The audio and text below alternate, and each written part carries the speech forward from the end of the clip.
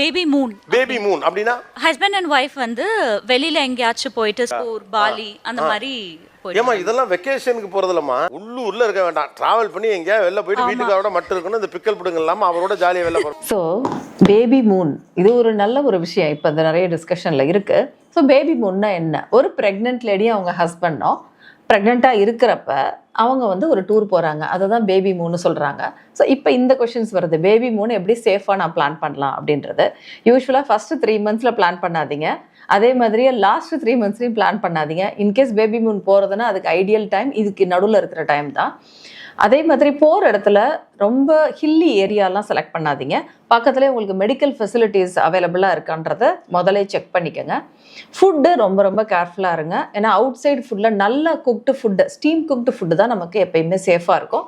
So அதை ஞாபகம் வச்சுக்கோங்க. அதேமாதிரி ட்ராவல் பிளான்ஸ்லேயும் ரொம்ப க்ரௌடட் ட்ரெயின்ஸு, க்ரௌடட் பிளேசஸை கட்டாயமாக நீங்கள் அவாய்ட் பண்ணிக்கணும். க்ரௌடட் பிளேஸில் நம்ம மிக்ஸ் ஆகிறப்ப தான் அதுலேருந்து நமக்கு இன்ஃபெக்ஷன்ஸ் வரதுக்கான வாய்ப்பு இருக்குது. தேங்க்யூ.